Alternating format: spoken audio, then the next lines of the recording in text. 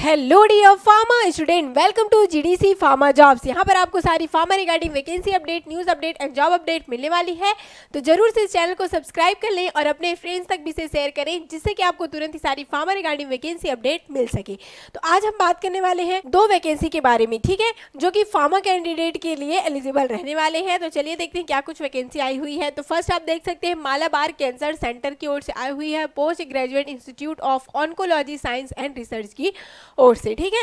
तो क्या कुछ रहने वाला है पोस्ट, इसके बारे में बात करें तो ये जो टेम्परेरी बेसिस में रहने वाली है, इसमें वॉक इन इंटरव्यू रहेगा। तो कब है डेट वॉक इन इंटरव्यू की, इसकी बात कर लेंगे। तो ये है 25/11 को रहने वाला है वॉक इन इंटरव्यू, ठीक है। तो 9:30 से पहले आपको यहाँ पर क्या करना है, 9:30 से पहले इस रिसर्च सेंटर में आपका क्या रहेगा, इंटरव्यू रहने वाला है, जिसके लिए जितने भी डॉक्यूमेंट्स हैं उनकी सभी फोटोकॉपी आपको लेकर जानी होगी। 25/11 को रहने वाला है इंटरव्यू, ठीक है। अब देख लेते हैं एलिजिबिलिटी की बात कर लेते हैं। और ये जो प्रोजेक्ट आप देख पा रहे हैं, जिसके लिए फार्मा के कैंडिडेट यहाँ पर एलिजिबल रहने वाले हैं, तो वो जो प्रोजेक्ट है वो फंडेड किसके द्वारा हो रहा है, गवर्नमेंट ऑफ इंडिया के द्वारा ही। Biotechnology funded by biotechnology industry research assistant council, ठीक है, गवर्नमेंट ऑफ इंडिया के द्वारा ये फंडिंग की जाएगी। ओके, तो जब कभी भी हमने जैसे आपको बताया है कि इस प्रकार के टेम्परेरी बेसिस में आते हैं, उस पर भी आपको ध्यान देना चाहिए, क्योंकि यही सारे एक्सपीरियंस फिर जब गवर्नमेंट एग्जाम आती है तो आपको हेल्प होती है, जहां पर एक्सपीरियंस जरूर से मांगा जाता है, ठीक है। तो यहाँ पर आप देख सकते हैं जो पोस्ट का नेम है वह क्लिनिकल ट्रायल कोऑर्डिनेटर, ठीक है, क्लिनिकल ट्रायल कोऑर्डिनेटर है। प्रोजेक्ट का आप यहाँ पर से डिटेल देख लेंगे। अब यहाँ पर यदि हम लोग एलिजिबिलिटी की बात करते हैं तो ये रहने वाला है, आप देख पाएंगे एम फार्मा दिया गया है आपके लिए, ठीक है, एम फार्मा। साथ ही साथ आपने देखा होगा फार्मा के स्टूडेंट आफ्टर बी फार्मा क्या करते हैं, डिप्लोमा इन क्लिनिकल रिसर्च भी वो करते हैं, ठीक है, post graduate diploma in clinical research. तो ये सारी चीजें वहां पर क्या हो जाएंगी, आपके लिए हेल्पफुल रहेंगी। एम फार्मा तो दिया ही गया है, तो आपके लिए वो यूजफुल रहने वाली, ठीक है। तो जो भी एम फार्मा के स्टूडेंट होंगे उनके तक आपको जरूर से ये वैकेंसी का नोटिफिकेशन को पहुंचाना चाहिए, ठीक है। अब देख लेते हैं एज लिमिट की बात करेंगे तो 30 ईयर रहने वाला है एज लिमिट, मीन्स अच्छी खास यहाँ पर एज लिमिट भी दी गई है।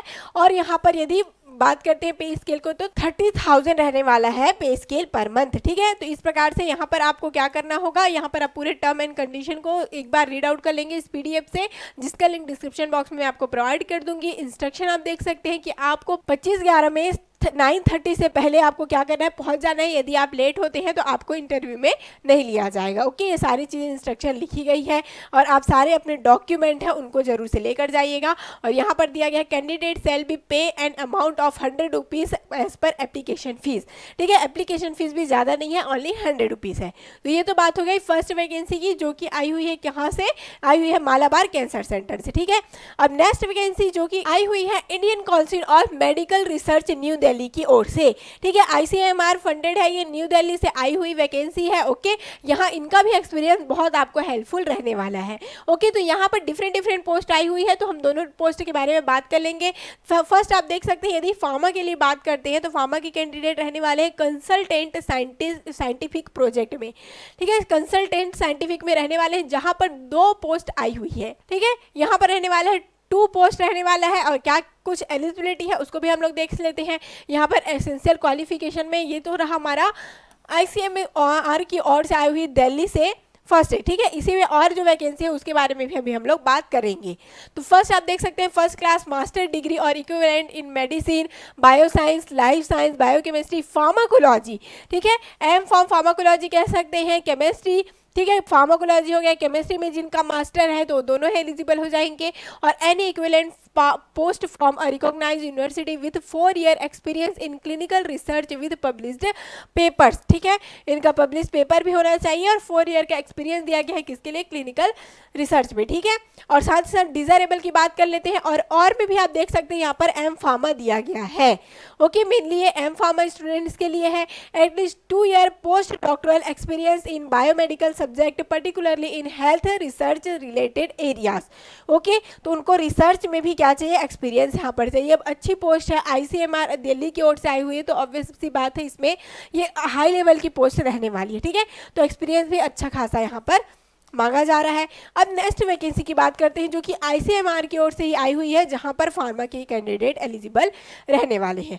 ओके, जो कि नॉन मेडिकल के लिए पोस्ट है। नॉन मेडिकल में हमारा जो प्रोजेक्ट रिसर्च साइंटिस्ट 2 है, ठीक है, प्रोजेक्ट रिसर्च साइंटिस्ट 2 यहाँ पर पोस्ट रहने वाला है, जहां पर 1 पोस्ट रहेगा। ठीक है, अभी तक हमने क्या बात किया कि इसी ICMR में जो पोस्ट था आपका कंसल्टेंट, उसके 2 पोस्ट थे, और यहाँ पर प्रोजेक्ट रिसर्च साइंटिस्ट के 1 पोस्ट है, 3 पोस्ट हो गए। अब यहाँ पर एसेंशियल क्वालिफिकेशन की बात कर लेते हैं। First class master degree in biotechnology, clinical pharmacology, M.Pharm और any equivalent degree from a recognized university with 3 year experience और PhD in CRO industry, public health, clinical research. Okay, यहाँ पर भी M.Pharm वाले कैंडिडेट ही एलिजिबल रहने वाले हैं। Okay, अब देखिए, चलिए देख लेते हैं क्या कुछ रहने वाला है यहाँ पर, और इनका जो पे स्केल है, सारी चीज़ें। अब डिज़ायरेबल की बात करेंगे, मीन्स ये सारी एक्सपीरियंस रहेंगी तो आपका चांस और भी ज़्यादा इंक्रीज हो जाता है। तो at least 2 year experience in biomedical subject, particularly in health research related areas, working experience in publications, knowledge of computer का भी यहाँ पर आपको नॉलेज होना चाहिए, medical writing, data mining, writing articles, working on databases. ठीक है, ये सारी चीज़ें आप जरूर से एक बार PDF से चेकआउट कर लेना, क्योंकि यहाँ पर दिया गया है। साथ ही साथ आपको कंप्यूटर स्किल के साथ ही साथ राइटिंग, साइंटिफिक राइटिंग भी आपको आनी चाहिए। और आप जब कभी प्रोजेक्ट में काम करते हैं, ठीक है, अपना आर्टिकल पब्लिश करते हैं, तो वो सारी चीज़ें आपको जनरली आ ही जाती है। ठीक है, आपने कंप्यूटर से ही अपना आर्टिकल बनाया होगा तो वो सारी चीज़ें आपको आ ही जाती है। तो ये सारे एक्सपीरियंस आपको होने चाहिए, दिया गया है। ओके, एज लिमिट की बात करेंगे तो यहाँ पर दिया गया है 40 ईयर, अप टू 40 ईयर। ठीक है, एज लिमिट की भी कोई यहाँ पर दिक्कत नहीं रहने वाली, यहाँ पर अच्छा खासा रिलैक्सेशन दिया गया है।